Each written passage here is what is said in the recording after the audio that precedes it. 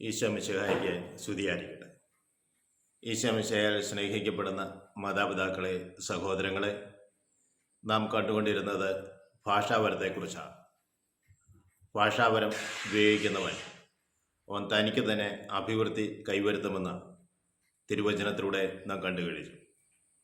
ഭാഷാപരം ഉപയോഗിക്കുമ്പോൾ ഇത് സഭയുടെ ഉത്കർഷത്തിനായിട്ടാണ് നമ്മൾ ഉപയോഗിക്കേണ്ടത്. സഭയെ പടുത്തുയർത്തുക എന്നൊരു ലക്ഷ്യമാണ് നമ്മുടെ ഹൃദയത്തിൽ ഉണ്ടായിരിക്കേണ്ടത്. സ്നേഹമുള്ളവരെ, ഭാഷാപരം ഉപയോഗിക്കുമ്പോൾ തന്നെ അതിൻ്റെ വ്യാഖ്യാനപരത്തിനായി നാം പ്രാർത്ഥിക്കേണ്ടതായിട്ടുണ്ട്. ഭാഷാപരം ഉപയോഗിക്കുമ്പോൾ മറ്റുള്ള ശുശ്രൂഷകർ അത് നന്നായി വ്യാഖ്യാനിക്കുന്നത് നമുക്കറിയാം. ഈ വ്യാഖ്യാനിക്കുന്ന വ്യക്തിക്ക് അവർ പറയുന്ന ഭാഷ അറിയത്തില്ല, എന്നാൽ തങ്ങളുടെ മാതൃഭാഷയിൽ അവർക്കത് കേൾക്കുവാനും അവരെന്താണ് പറഞ്ഞതെന്ന് നമ്മൾക്ക് പറഞ്ഞു തരുവാനും അവർക്ക് സാധിക്കും. പെന്തക്കോസ്ത് നാളിൽ അപ്പോസ്തലന്മാർ പറഞ്ഞ സന്ദേശങ്ങൾ, അവരുടെ ഭാഷകൾ അവിടെ കൂടിയിരുന്ന എല്ലാവർക്കും അവരവരുടെ മാതൃഭാഷകളിൽ കേൾക്കുവാൻ അവസരമുണ്ടായി. അപ്പോൾ ഭാഷാപരത്തോടെ പ്രാർത്ഥിക്കുമ്പോൾ അത് നമ്മുടേതായ മാതൃഭാഷയിൽ കേൾക്കുവാൻ കഴിയുന്നത് അത് ഭാഷാപരത്തിൻ്റെ ഒരു വ്യാഖ്യാനമാണ്. Praise the lord. ചിലപ്പോൾ ഭാഷാപരം ഉപയോഗിക്കുന്ന വ്യക്തിക്ക് തന്നെ അതിൻ്റെ വ്യാഖ്യാനപരവും ദൈവം കൊടുക്കാറുണ്ട്. അപ്പോൾ ഒരാൾ കൂടെ ഉണ്ടെങ്കിൽ അവർക്ക് വ്യാഖ്യാനം കൊടുത്തെന്നിരിക്കും. ഇനി ഭാഷാപരം ഉപയോഗിക്കുന്ന അതേ വ്യക്തിക്ക് തന്നെ അതിന് വ്യാഖ്യാനപരവും ദൈവം കൊടുത്തെന്നിരിക്കും. ഹല്ലേലൂയ. മറ്റൊന്ന് നമ്മൾ ശ്രദ്ധിക്കാനുള്ളത്, ഈ ഭാഷാപരം നമ്മൾ ഉപയോഗിക്കുമ്പോൾ നിയന്ത്രണം ആവശ്യമാണ്. കാരണം ദൈവത്തിൻ്റെ ആത്മാവ് കോലാഹലത്തിൻ്റെ ആത്മാവല്ല, സമാധാനത്തിൻ്റെയും ആശ്വാസത്തിൻ്റെയും ആത്മാവാണ്. അപ്പോൾ ഭാഷാപരം ഉപയോഗിച്ച് വലിയ കോലാഹലങ്ങൾ സൃഷ്ടിക്കരുത്.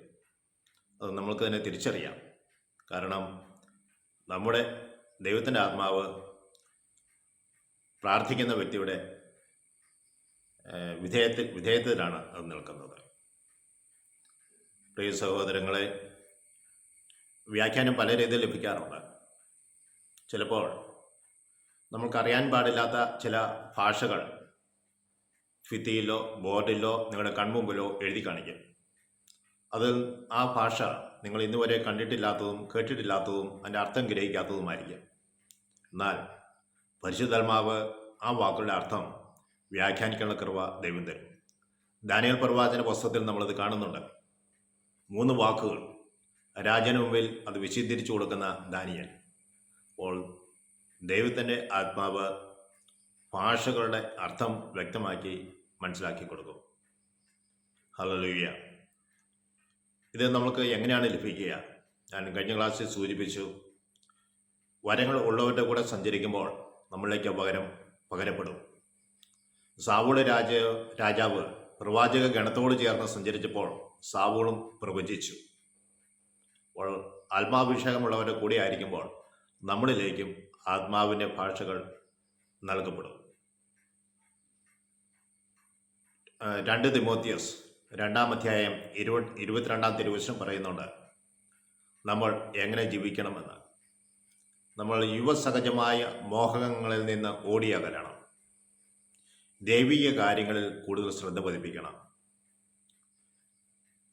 സ്നേഹം, വിശ്വാസം, സമാധാനം, നീതി എന്നിവയെ മുറുകെ പിടിച്ച് മുന്നോട്ട് പോകണം. കലഹങ്ങളിൽ നിന്ന് ഓടിയകലണം. കലഹപ്രിയരായിരിക്കരുത്. നമ്മുടെ മനസ്സിൽ, നമ്മുടെ ഹൃദയത്തിൽ എപ്പോഴും ദൈവവിചാരമുണ്ടായിരിക്കണം. അത് ഈശോയുടെ മാതൃകയിലൂടെ എപ്പോഴും സഞ്ചരിക്കുവാൻ നമ്മൾ ശ്രദ്ധിക്കുക. അവൻ്റെ വചനങ്ങൾ നമ്മുടെ ഹൃദയങ്ങൾക്ക് ജ്വലനം നൽകും. ആ വചനം നമ്മുടെ ഹൃദയത്തിൽ ആഴമായി പതിയട്ടെ. പരിശുദ്ധാത്മാവിൻ്റെ വരങ്ങളിൽപ്പെട്ട ഭാഷാപരവും അതിൻ്റെ വ്യാഖ്യാനത്തിലുള്ള വരവും ലഭിക്കണമെന്ന് നമുക്ക് പ്രാർത്ഥിക്കാം. സ്നേഹനാഥനെ ഈശോയെ, ഈ പ്രഭാതത്തിൽ അങ്ങയുടെ സന്നിധിയിലേക്ക് ഞങ്ങളുടെ ഹൃദയം ഉയർത്തി പ്രാർത്ഥിക്കുന്നു. ഭാഷാപരത്തോടെ പ്രാർത്ഥിക്കുവാൻ, ഭാഷാപരത്തോടെ സംസാരിക്കുവാൻ, അതിൻ്റെ വ്യാഖ്യാനം ലഭിക്കുവാൻ നാഥ നീ ഇടവരുത്തണമേ. ദൈവമേ, ഇന്ന് തൊണ്ടയ്ക്ക് അസ്വസ്ഥത അനുഭവപ്പെടുന്ന അനേകം മക്കളെ സമർപ്പിച്ച് പ്രാർത്ഥിക്കുന്നു. കർത്താവേ, ഈ വചനം കേട്ടുകൊണ്ടിരിക്കുന്ന മക്കളിലേക്ക് നിന്റെ ആത്മാവിന്റെ അഭിഷേകം സമൃദ്ധമായി ഒഴുക്കുന്നതിനോർത്തും ഞാൻ അങ്ങേക്ക് നന്ദി പറയുന്നു. തൊണ്ടയിലെ എല്ലാവിധ രോഗങ്ങളെയും, തൈറോയ്ഡ് രോഗികളെയും, അതുപോലെ ക്യാൻസർ രോഗികളെയും, തൊണ്ടയുടെ ഏതെല്ലാം മേഖലയിൽ വേദനകൾ അനുഭവിക്കുന്ന, രോഗങ്ങൾ അനുഭവിക്കുന്ന അവരെല്ലാവരെയും നീ സുഖപ്പെടുത്തി അനുഗ്രഹിക്കുമാറാണ് ദാസം പ്രാർത്ഥിക്കുന്നു. ദൈവമേന്ദ്ര ശക്തി മക്കളിലേക്ക് ഇപ്പോൾ തന്നെ നീ ഒഴുക്കണമേ. അനേക രോഗികളെ സൗഖ്യപ്പെടുത്ത കർത്താവ് ഈ നിമിഷം തന്നെ ഈ രോഗികളെ നീ സൗഖ്യപ്പെടുത്തി അനുഗ്രഹിക്കണമേ. കർത്താവിന്റെ കാരുണ്യ മക്കളെ ഒന്ന് നിറയപ്പെടട്ടെ. പരിശുദ്ധമായ ശക്തിയാൽ ഈ മക്കൾ നിറയപ്പെട്ട ദാസം പ്രാർത്ഥിക്കുന്നു. ഞങ്ങളുടെ അമ്മയെ, പരിശുദ്ധമ്മയെ, ആശ്രയ മാതാവേ, ഞങ്ങൾക്ക് വേണ്ടി എല്ലാ രോഗികൾക്ക് വേണ്ടിയും പ്രത്യേകമായി മധ്യസ്ഥം വഹിക്കണമേ. പിതാവിനും പുത്രനും പരിശുദ്ധാത്മാവിനും സ്തുതി. ഈശോ മിശിഹായ്ക്ക് സ്തുതിയായിരിക്കും.